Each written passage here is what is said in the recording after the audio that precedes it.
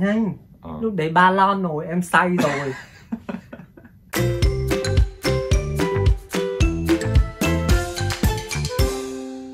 Xin chào các bạn, mình là Thanh, còn đây là Minh.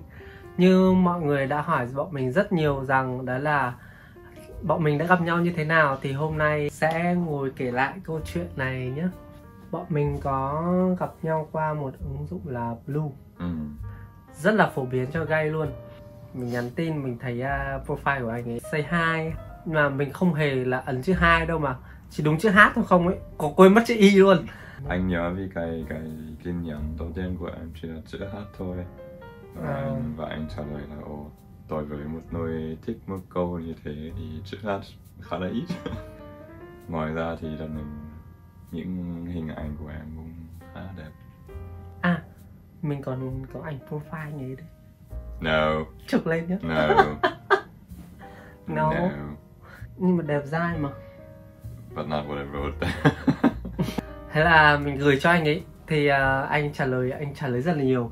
Xong anh mở khóa ảnh riêng tư cho mình, và ảnh riêng tư với ảnh đại diện anh chả khá là gì nhau cả. Hôm đấy thứ sáu, mình cũng khá là cuối tuần khá là nhiều việc ấy, mà mình cũng không biết anh Minh như thế nào. Mình mới nhắn tin là chắc là để sang thứ hai đi. Thứ hai mình hay được nghỉ hàng tuần ấy, thì mình sẽ chuẩn bị hẹn hò. Thì anh ấy cũng đồng ý là thứ hai qua chơi, nhưng mà thế quái nào anh ấy nhắn tin bảo là hôm nay anh cũng khá là mệt, hay là em qua nhà anh uống chút bia. Mình chưa bao giờ mình có cái vấn đề gọi là sợ sệt cái vấn đề là sang nhà người lạ uống bia cả. 30 phút mình qua luôn. Hôm đấy mình có qua nhà anh ấy đấy, là mình đậu trước cổng luôn đấy. Thế như nào? Anh thấy em nhìn như thế nào? Lần đầu tiên gặp. Giống như một cái ánh sáng gì đó. Ánh sáng? Không biết anh ấy giải thích như thế nào, nhưng mà anh vẫn nhớ anh nhìn vào mặt em và nghĩ là em thế. Hôm đấy không biết có uống trước hay không? Không. Chắc là khoảng ảnh ngày xưa dùng từ thời Napoleon cởi chuồng hay sao ấy, mà trông gầy lắm. Ra ngoài khác trông có thịt. Đây này, có thịt. Có thịt khác hẳn. Bảo ôi sao đẹp trai thế, ôi sao đẹp trai thế nhỉ. Nên mình cũng hơi run. Anh ấy bảo là không cần phải mua gì đâu, nhà anh có hết rồi. Ôi mà chết rồi, định bẫy mình hay sao, có hết cái gì đấy. Nhưng mà mình vẫn chuẩn bị mua bia sẵn sàng qua. Nhưng mà trước khi đi mình cũng chuẩn bị rõ một cái lý do để trở về nhà, đấy là con xe của chị mình, để mình đi sang nhà ông ấy. Xong rồi nếu có vấn đề gì thì chắc chắn bà ấy sẽ chạy đi tìm cái xe đấy và gọi mình trở về luôn. Nên ok, mình yên tâm, mình đi kiểu gì mình cũng phải về, mình không có ở lại qua đấy đâu. Xong vào nhà mình bảo em có mua bia qua thì mình uống với nhau nhé. Thế là ông ấy cũng uống. Xong rồi mình thấy ông cứ cười éo đấy. Mình bảo là ôi nhưng mà dễ thương quá. 3 hay 4 lon đấy không nhớ. Xong rồi mình bắt đầu mới bày ra rất là nhiều trò, ví dụ như là chơi Uno này, mà chơi toàn thua thôi. Mà dễ thương, mà nói chuyện cũng cuốn hút lắm, phải dân nhà văn mà, nói nhiều lắm. Sao không đến hành động đi? Mà chẳng nhẽ mình đã lúc đấy mới đầu gặp nhau bảo là nói ra là anh ơi hôn em đi, hay anh ơi hành động hay cái gì à? Không, nhưng mà ông ấy không đả động gì cả, mà ông ấy nhìn rất kiểu có ý với mình ấy. Tức là cái đêm đấy nó cũng hết thứ để mình bày ra. Mình hết chơi Uno này, xong đến chơi bài này, xong đấy ngồi quay chai uống bia này, hết trò vẫn không thấy chuyển động gì cả. Hôn anh phát đó. Hôn anh phát. Lúc đấy anh thấy thế nào? Lúc đấy anh thấy khá là vui. Vì thực ra lúc đó anh cũng muốn hôn em rồi, nhưng mà anh không muốn làm quá nhanh. Tức là nó liên quan đến sự tôn trọng một chút. Quá nhanh. Lúc đấy 3 lon rồi, em say rồi. Tất nhiên có thể làm gì luôn sau 2 tiếng, nhưng mà anh vẫn chưa thấy chắc chắn là em cũng muốn hay không. Bạn em khó đoán đấy à? Có thể là khó đoán một chút. Anh ấy bắt đầu được chìa khóa rồi, thế là được bật đèn xanh rồi, vẫn bắt đầu lúc này mới biết đường tiến. Lúc đấy bắt đầu mới âu yếm nhau, thế là lúc đấy mình mới bắt đầu mình nghĩ là mình phải về. Mình bảo là con xe này của chị mình, thì anh ấy bảo là ở lại với anh ấy đêm đấy, kéo mình kiểu như quyết là không cho mình đi ý. Thì mình bảo là tại sao không cho em đi, em đi liệu em có trở về không, rồi em sẽ về, thế anh phải đợi em nhé. Được, anh sẽ đợi. Thế là mình dắt xe đi về.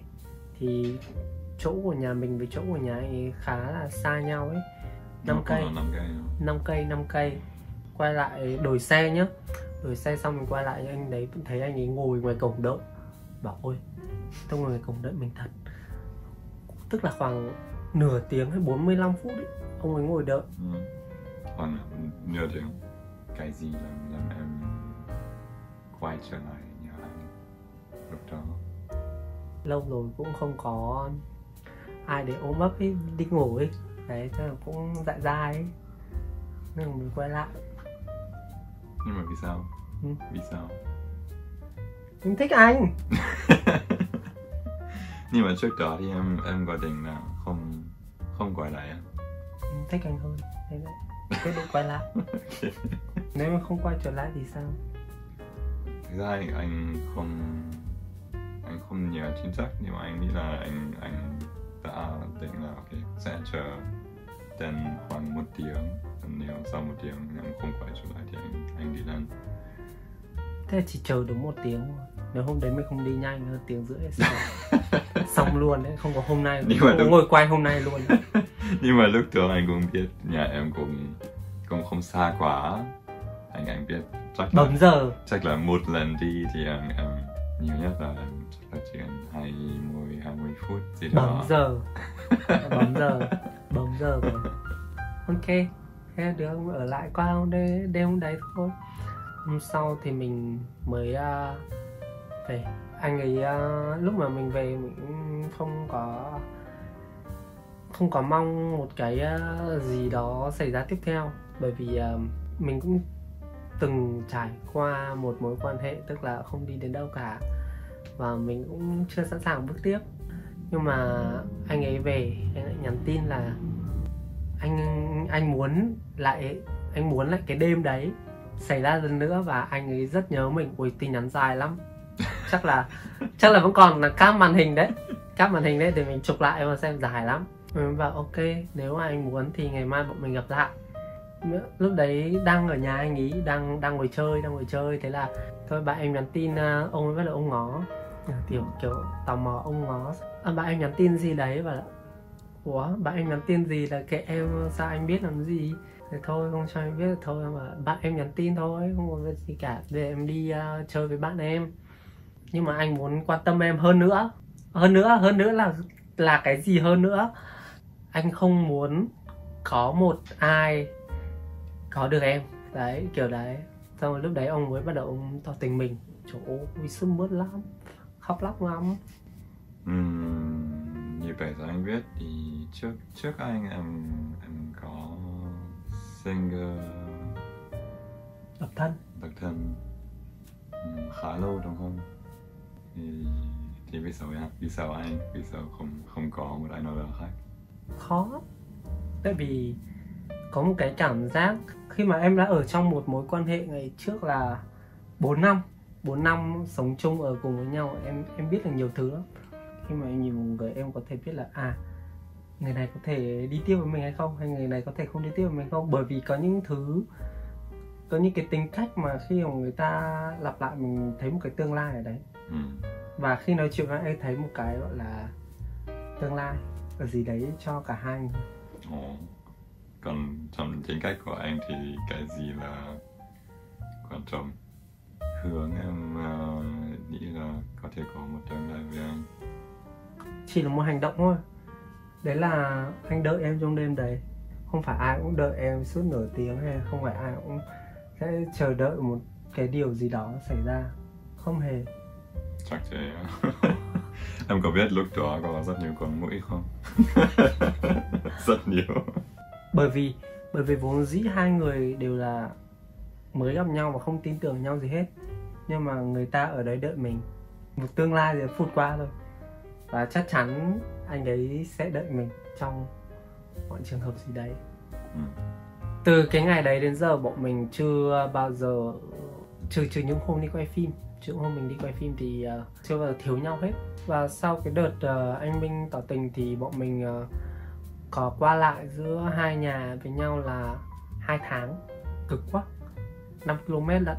Nhà anh còn phòng trống ấy, phòng của em ấy, thì anh dọn đấy vào đấy mà ở, tiện cho cả hai và chi phí cũng rẻ hơn rất là nhiều. Thế qua nhà mình ở, thế là hôm đấy mình dành đúng một ngày chuyển đồ, xong hết đồ nhiều lắm, ôm chất kiểu mấy năm mới ra ấy, gãy cả lưng. Tức là hôm đấy thuê cả một cái xe tải và thuê người bạn bè đến giúp nhá. Chuyển nhà xong là tầm mùng 8 tháng 5, vẫn nhớ như mùng 8 tháng 5 là dính dịch. Thế là bọn mình ở với nhau đến hết những ngày như thế. Còn rất nhiều câu chuyện nữa chắc là mình cũng sẽ kể tiếp, nhưng mà bây giờ chắc hôm nay chỉ đến đây thôi. Bye bye. Bye bye nha.